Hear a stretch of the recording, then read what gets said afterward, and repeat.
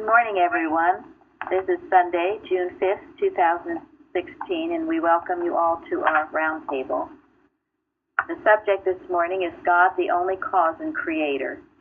Golden text, Exodus 9:16. For this cause I have raised thee up, for to show in thee my power, and that my name may be declared throughout all the earth. This morning, I wanted to speak to you about a book that friend Bob in Colorado, sometimes known as Parson, sent to me, called God and Churchill. And it's called How the Great Leader's Sense of Divine Destiny Changed His Troubled World and Offers Hope for Ours. It was written by two people. One of them was his great-grandson. The reason that this is important under this topic, God, the only cause and creator, under that golden text, also under the first citation in Science and Health, the creative principle, life, truth, and love is God. The universe reflects God. There is but one God, one creator, and one creation. This creation consists of the unfolding of spiritual ideas and their identities, which are embraced in the infinite mind and forever reflected. These ideas range from the infinitesimal to infinity, and the highest ideas are the sons and daughters of God. One of the things that we have been taught here is that we all have what is known as a divine destiny. What would you say a divine destiny is?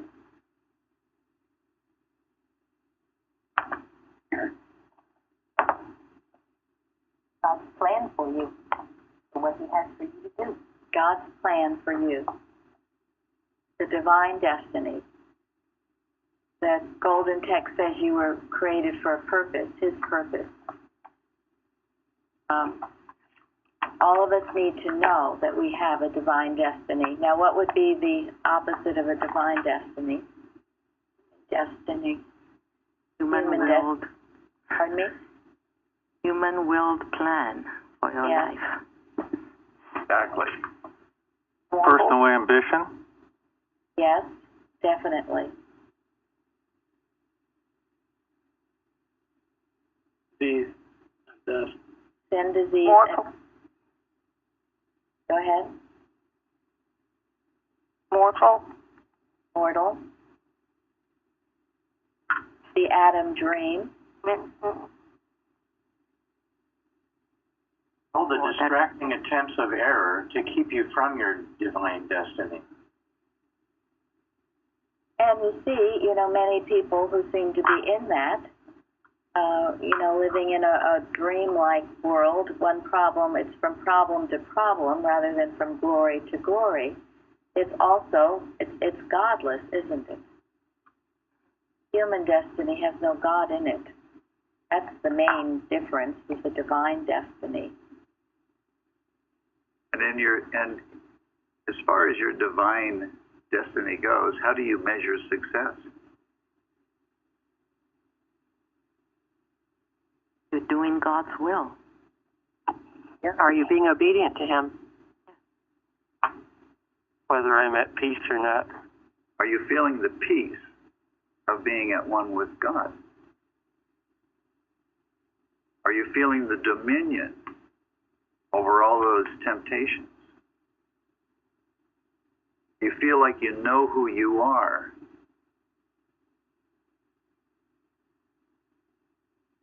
Are you confident about pleasing God instead of trying to please all the people around you? That definitely will lead you into your human destiny. When you want to please your mother, you want to please your father, your big brother, you're trying to please your best friend. So you're just being run around, and those who are trying to fulfill their human destiny, how do they measure success? How much money they make, or how much attention they get humanly. Yep. Fame and fortune. What school have I been to? What's my credentials, you know? Yeah. And if you don't have that, you're what? If you don't have it, how do you feel? Unworthy. Right. Unworthy. You don't belong. Miserable. You don't matter. Yep. All of those things, and it's all hogwash. It's all the ploy of the devil to make you feel that way. And to some people, You know, it's funny. Divine destiny to me is how can we help others? Absolutely. human destiny to some people take it to extra mile by committing crime to get it. When they don't have it, some ended up committing suicide. Thank you. That's so true. It's so futile. You wonder, you look on the news and how do these things happen? That is how it happens.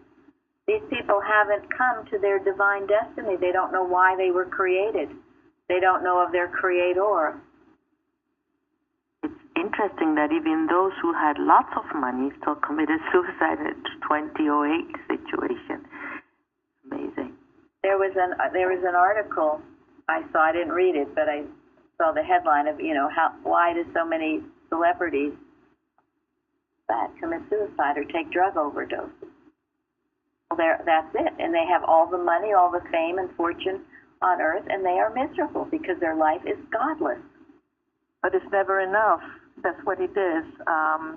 It's no matter how high up you get in the scale, whether it's academia or your job or whatever, there's always you're gonna have that sense of competition that there's somebody else that's gonna be a few steps ahead of you.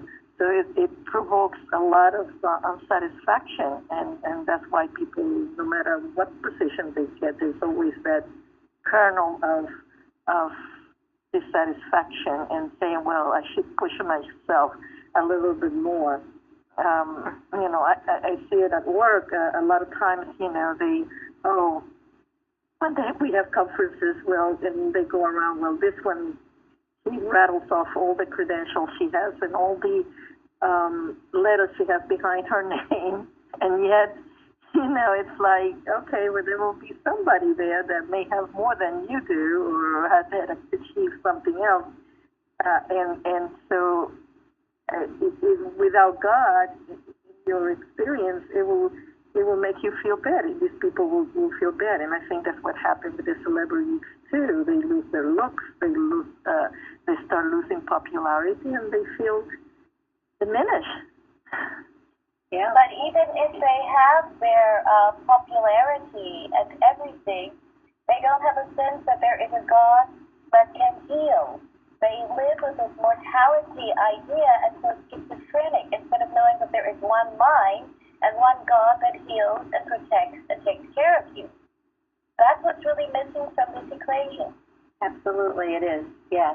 There's no satisfaction. So one can never really feel satisfied if one does not know one's divine destiny. That is correct. That's right, because the human destiny is incapable of satisfying. It's incapable. So when someone looks to their human destiny, tries to achieve what human destiny presents as the definition of success, what does Mrs. Eddy say about success in error? Is defeat in truth. When you look to erroneous signposts for success, all that will do is guarantee that you will fail in the truth. I think there are those who, I think some great artists or great musicians achieve a divine destiny, but they're not competing. They're just, God is working through them. I think that there is truth to that. There are many people who have done, I attribute all the good that has been done on this earth to divine destiny, and whether they've called it God or not. And it goes back to someone saying, and I think it was you, Fairley, it's unselfish. They have found the part of the key by doing whatever they're doing. They have an unselfed purpose, and that unlooses your divine destiny. It's only when it's how much is in it all for me. And you know what Pilar was describing, there's never enough and there's always better than you and less than you. Thus we get the inferiority complex or the superiority complex. All psychology, all human, and all frustrating.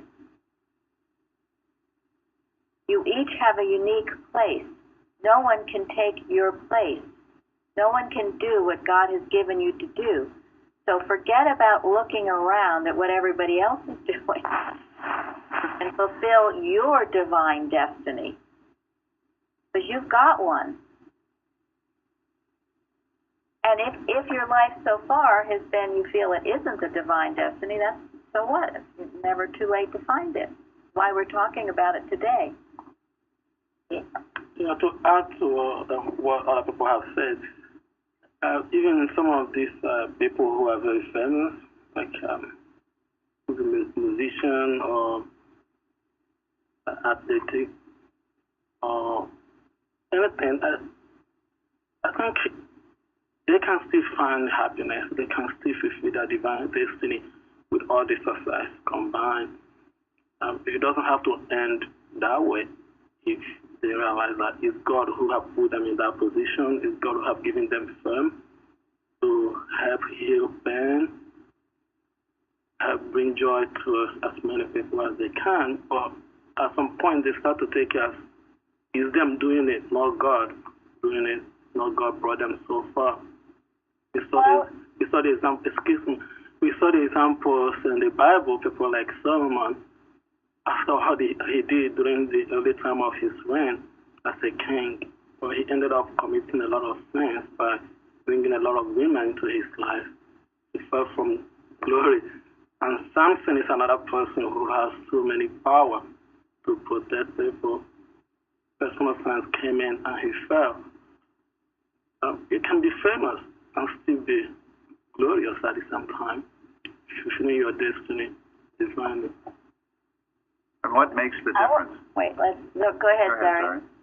The only thing I wanted to say is that when I think about the recent passing away of some so-called stars, and they have embraced religions like the Jehovah's Witness religion and expected to get a healing from that. And I think Christian Science is one of the few religions that offers the cleanest and the most beautiful and safest way of understanding what healing is about. You cannot mix these things together, and this is a big problem because people begin to make difficult cocktails.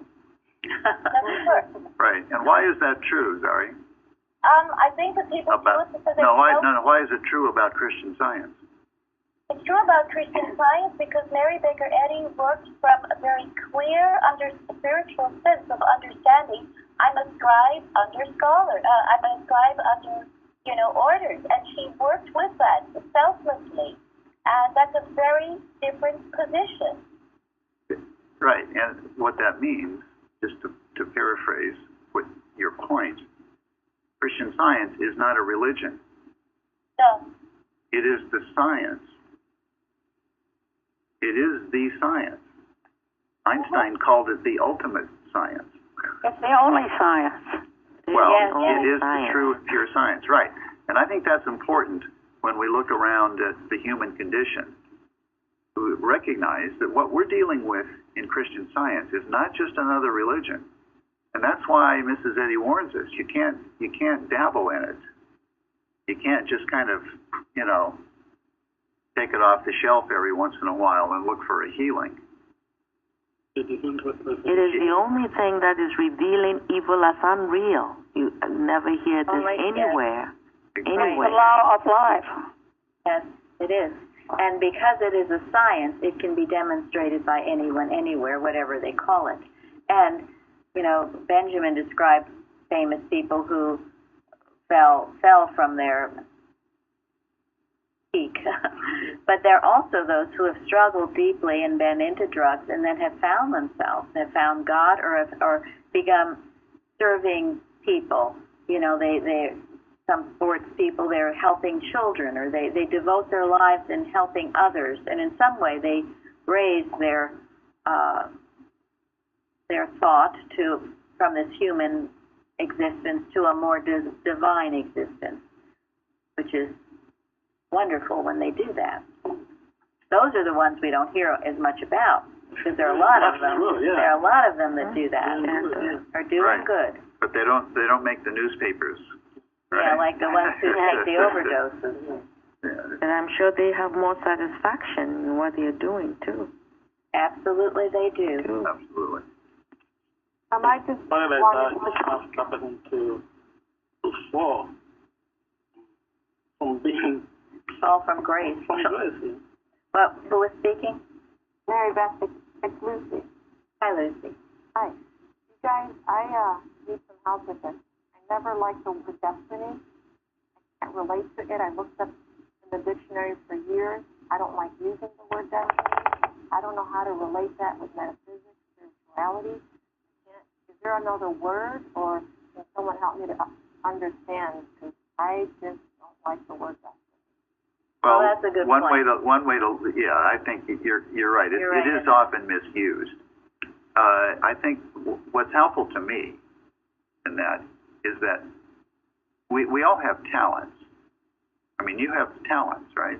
There's certain things that you're good at doing. There's certain things that you enjoy. You know, you get pleasure out of doing. And if you use that talent in a way to help mankind, serve God's, will, if you will.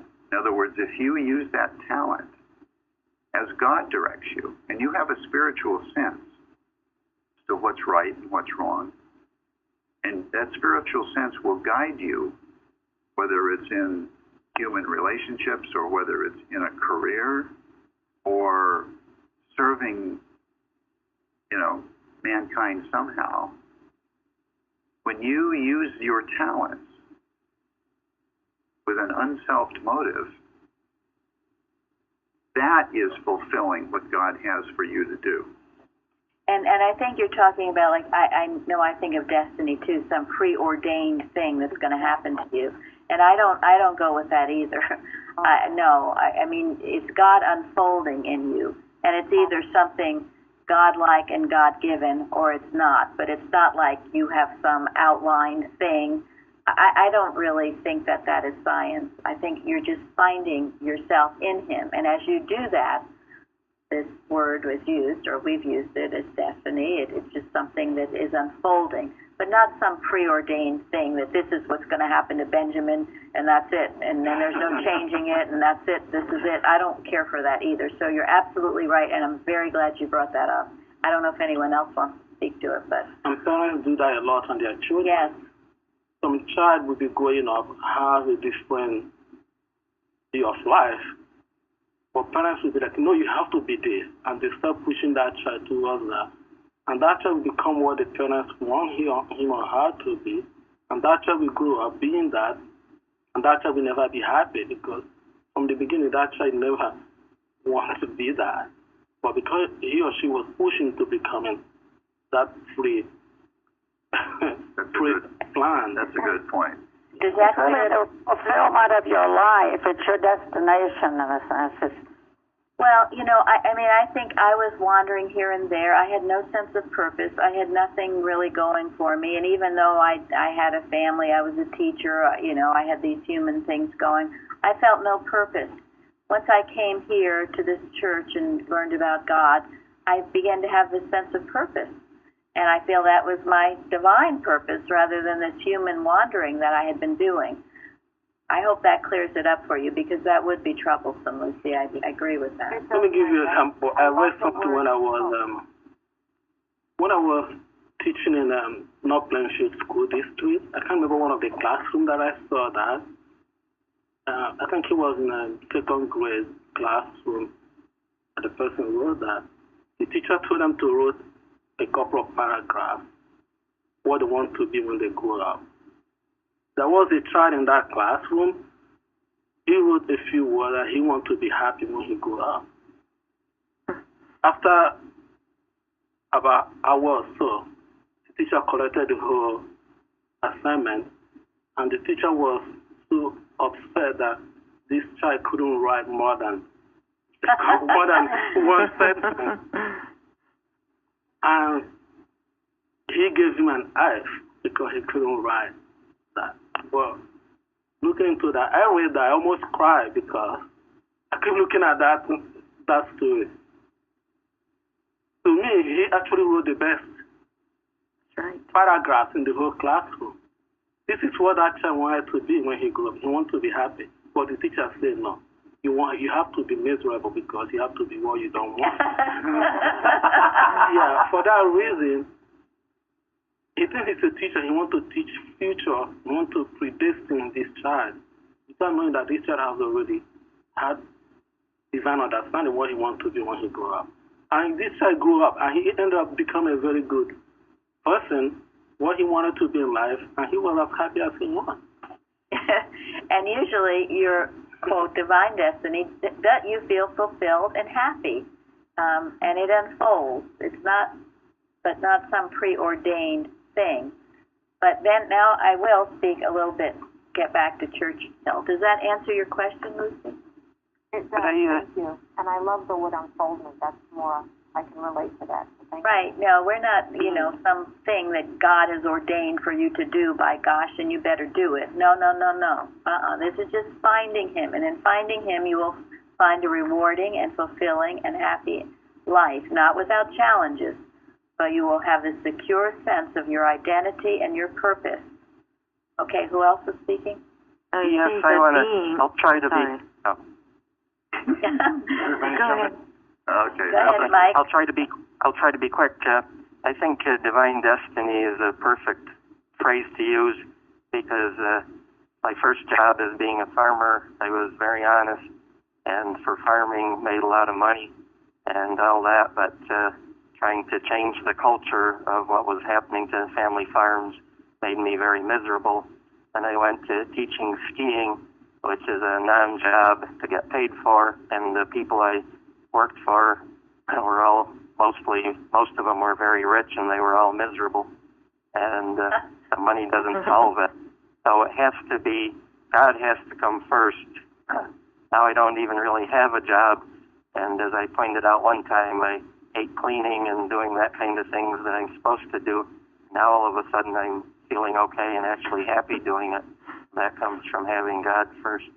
Well, and that's it. It gets where it doesn't really matter what you're doing, as long as God is with you and you're doing it for His glory. You can be, vacuuming, you can be President of the United States, but whatever you're doing, you feel a sense of fulfillment and purpose because God is working in you and through you to accomplish His good purpose, as is also in the lesson. Okay, Florence? No, I was just going to say that being is unfoldment, as we read in many of the Christian Science literature. Thank you. Yes, it's unfoldment. So that's it, and it is in finding God. That beautiful song that Peter wrote about. When I found God, I found me. When I found God, I found me. That should be your mantra, okay? When you find God, you will find yourself. And this is why it is so important to know God and why I can weep at the soulless wanderers that you see on this earth sometimes who have not found God, have not found themselves.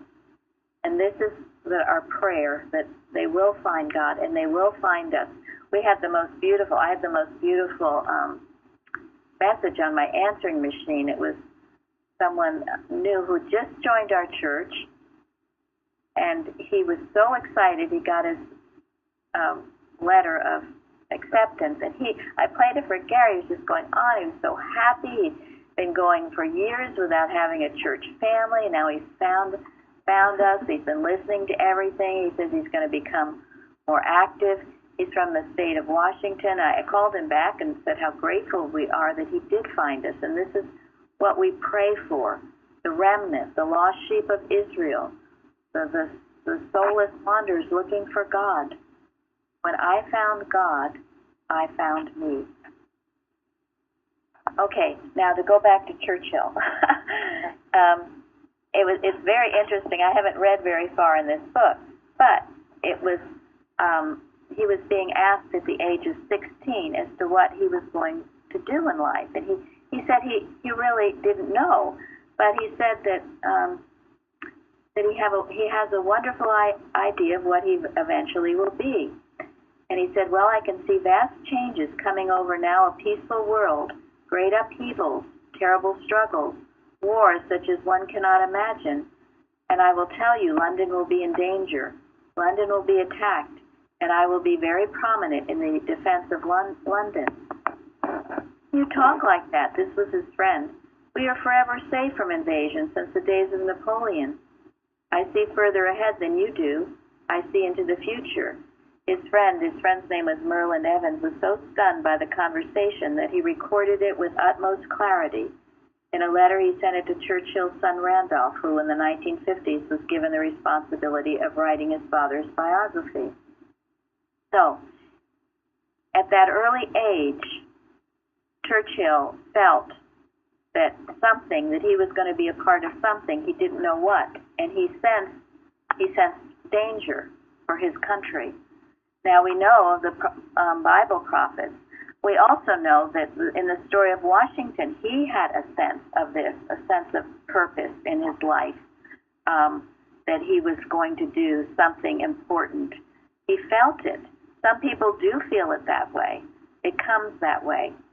And then what is very interesting to me in his biography, any of you know about Winston Churchill. He was born into great wealth, but his parents, he was pretty much abandoned by his parents. He did very poorly in school. He was never thought to be of any use to anyone.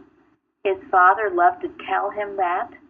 His mother was this beautiful American socialite who had so many boyfriends, they were probably, you couldn't even count them all. And you would hear just the saddest thing. He was emotionally abandoned by both parents, and he blamed himself. And he always loved his parents, even though they were never there for him. But he had a nanny. And I'm bringing this out for people who think, okay, well, he did have some great destiny that he fulfilled. I just scrubbed kitchen floors or whatever. Winston Churchill had a nanny.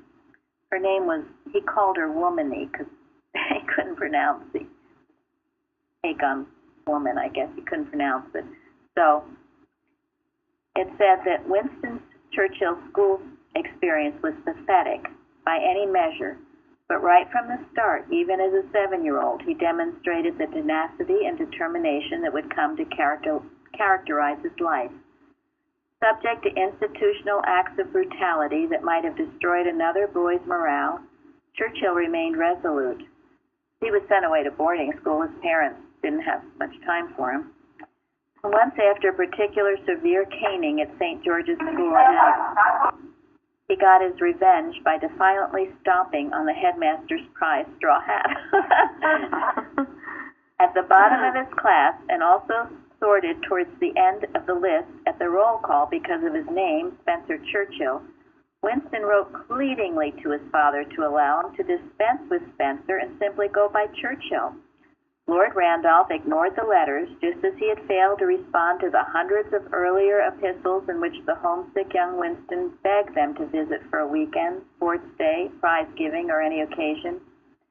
During those dark 11 years of Churchill's primary schooling, he had only one visitor, his nanny, Mrs. Elizabeth Everest, whom he affectionately called Womany. She was the one person to whom he poured out his many troubles. Churchill and Mrs. Everest remained friends and confidants until her death, 1895. I shall never know such a friend again, Churchill wrote of Everest in a letter to his mother. During Church's younger years, Mrs. Everest loved him dearly and protected him the best she could. Stephen Mansfield, I guess a biographer, provides further insight into Elizabeth Everest's influence on Churchill. She was a passionate woman of prayer, and she taught young Winston well. She helped him memorize his first scriptures, knelt with him daily as he recited his prayers, and explained the world to him in simple but distinctly Christian terms. Her role in the formation of Churchill's worldview was still evident later in his life, when he often paraphrased or quoted Bible passages in his speeches. Even in seasons of doubt, he instinctively saw through the eye formed with a biblical outlook. This is why he could inspire hope, call for strength and faith, and most importantly, grasp the true meaning of Nazism and its threat to civilization. So, he never, that I know of, particularly went to church. He never claimed to be, a religious man. But from an early age, deserted really by his human parents, it was this womany, his nanny, who taught him the principles of the Bible, which stayed with him forever, which formed his life, which meant everything to him. I mean, if you read it, it brings tears to your eyes. I mean, he just, his love for this woman. So my point is, again, here is one woman. Do you ever hear of her? I mean, now with this book out, and I guess it's more prevalent. I know I did hear he loved his nanny, but didn't know much about that. Very often, and Thomas brought this point out, it's the people that get no recognition. They get no fame. They no one even knows they've existed. They are the ones who have been key in so many tremendously important things that have gone on in our spiritual development, not material history, as Mrs. Betty says, but spiritual development. So this one woman is really, we could be equally as grateful to her as we are to Winston Churchill, because he was the one, I think most of you know, who stood in England, and I'll read that quote later, and inspired people not to give up, but to fight and to overcome the evil that seemed to be present at that time. So again, I don't care what your position is, and I don't care if no one ever knows your name 10 years from now. Have you fulfilled your obedience to God to the best of your ability? That's all that matters. The rest will take care of itself. And as Thomas brought out, there are many of these people in the Bible, their names are kind of sprinkled around. You never really hear much about them, but they've done tremendous things. They've saved the day in some way. So, this is Tom. So yes. I also think as a perspective, it isn't like you were saying, necessarily being the leader. That's our goal. So actually, if you think about that, that gets us off on the wrong path. Yes. So that's why there's lots of good people who've done lots of good stuff that we don't know much about. But I also want to put in perspective is Winston Churchill himself. I don't know what the answer is, but one of the things that was kind of controversy about him was Gallipoli. So some people blamed him for it. Some people said it was blamed for other people and so forth. But it was kind of a career killer. That's right.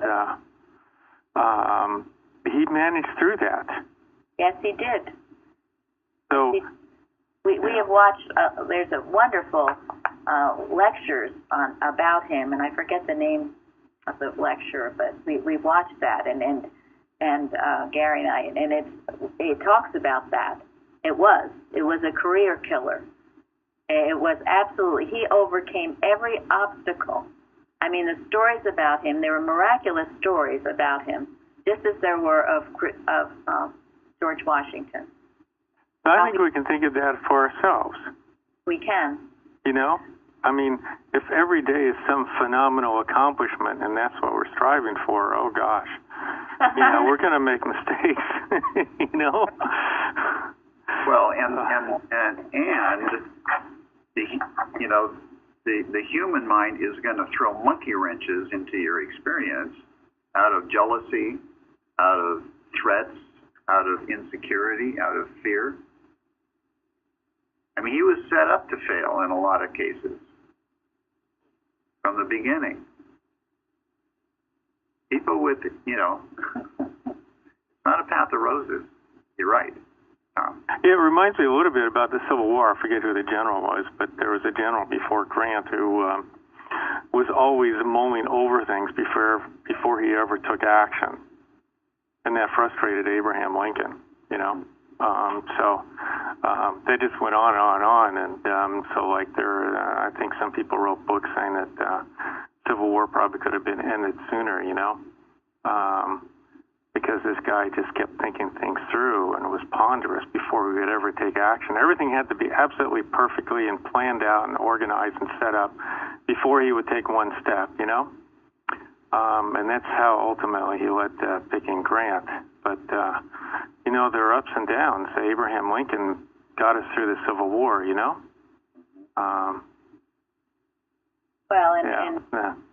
You overcome the obstacles, as Winston Churchill certainly did. And even toward the end of his life, when he wasn't reelected to Parliament, I mean, he had a lot of defeats. But he knew who and what he was, and he stayed with it. And he knew he had this relationship with God given to him by his nanny. That's the importance of teaching the Bible to children the best you can in any situation that you can. And you don't even have to say it's the Bible. You can just quote it or paraphrase it or whatever. But children hunger and thirst. They have a yearning. They're already so close to God. You get them early enough, they're really easy to train. And if not, never too late. I never think for a moment that they're not getting what you're telling them. Even they may not be responsive. Exactly. It just never stop, because time will come, like the story you made read, time will come when it will be very useful for them in life. Never think for a moment they will not understand. That's excellent. That is so true. In fact, they will even defy you, but they're soaking it up. It's not what they're saying. You still give it to them. And I mean, Ben tells these wonderful stories in Nigeria and his, what he received through Christianity, the Bible stories and what joy it brought them. Florence, too, how much they loved it. Go ahead, who is speaking? No, I was going to say that's why it's equally important not to say you won't amount to anything. I mean, who is a mother or father to tell a child that? God's child that. Absolutely. So, just so if people are interested, the general I was talking about was George McClellan. Oh, yeah. Civil War. Yeah, that's what it was. And, it's easy now, too. In history, we look back and we can say people should have done this, that, and the next thing. But when you're standing in that position, who's to say? It's easy to judge later. Well, Abraham was very patient with them. I'm sure. And even when he did things against what Abraham asked him to do, Abraham was still very, very patient with them and wrote nice letters to him. I remember reading one of those once, a copy of it, So. Well, Abraham Lincoln, one who was taught the Bible at an early age, as we've spoken about. So. And I never realized before that his name was Abraham. I hadn't noticed that it was a biblical name. Yeah, Abraham Lincoln. His mother taught him the Bible. And, the point this book that I'm reading makes is to now pray again for leadership in our country and all countries who are going to be close to the Father, close to God. Whether they profess that they're religious and all of that stuff or not, that doesn't really matter. It's what they're living, what's in their hearts, what you can see by what they do, not by what they say. There's no reason. That's a righteous prayer. And I know God does raise up, just as he rose up Winston Churchill and Abraham Lincoln. You know what I was thinking? I don't know, it just in my head, but I may be wrong. Because when you are reading this story of Churchill, the vision he had when he was 16, that he was going to be that person to prevent evil from happening. He knew evil was about to happen, but he would be part of something really good that will stop that evil. And you look, I was looking at the other end of the aisle, where you have Hitler rising or having his own vision that he's going to become the evil. And God also hasn't prepared somebody to stop him, because his vision didn't start when he was old. He started planning when he was young, what he was going to do. Yeah, Hitler, that's right. He trained himself for it. And I read, too, he wanted a reign of 1,000 years of him, of Nazism, of evil. So God knew, and God was raising someone else up. And, of course, there were many others involved in this. I'm not giving all the credit to Winston Churchill, but he was certainly a very key player, overcoming many odds. And this is what he spoke of, this quote that he is famous, well known for, and it is one we should imbibe. Never give in, never give in, never, never, never, in nothing great, in or small, large or petty, never give in, except to convictions of honor and good sense. Never yield to force, never yield to the apparently overwhelming might of the enemy. That was his attitude. And London was being blitzed, bombed, and he gave that speech. And it turned things around. And you have heard and you have seen throughout history the inspiring words of leaders that way, that instill, and Washington did it too. And he rode with his men, and he suffered with his men. So when he commanded them, they listened, they loved him. But those are the words, and those are the words you have to have in yourself when those overwhelming suggestions of negativity start added. You do not yield to those suggestions. You fight. You never give in to them. And you will be the victor. Because in the end, they are nothing, and you can prove them to be nothing. So there's a lot of good stuff in Science and Health that says the same thing. Like one of my favorite sentences: rise in the strength of spirit to resist all that is unlike good. Thank you. Period. And that is how you fulfill your, quote, divine destiny. Yes. And it's not a preordained destiny. It's the moment-by-moment living. Exactly. Exactly. And, you know, as good students of history, we realize that the most effective leaders, quote, leaders, the world has ever had are those who see themselves as servants. Servants to a higher purpose first, and ultimately to mankind. That's their whole desire is unselfed, and because it is unselfed, God uses them, and He will use you too. You know, if you're thinking about a business, we've talked about it. Well, think about what is the need. Think about how you can help others. Many wonderful businesses have been based on that. There's always answers. Let love use you to meet the need for others. But if you're just selfishly thinking, well, what I want to do and how I want to make money, well, may or may not work. And if it does, and if it's selfish, it won't work for very long. So this does go back to our lesson in Science and Health. Because you were created for Him, for God. And yes, and certainly what Gary quoted, Mrs. Eddy said this really long before Winston Churchill about resisting error and resisting evil. So let's see, which one should we talk about? I have so many marks here.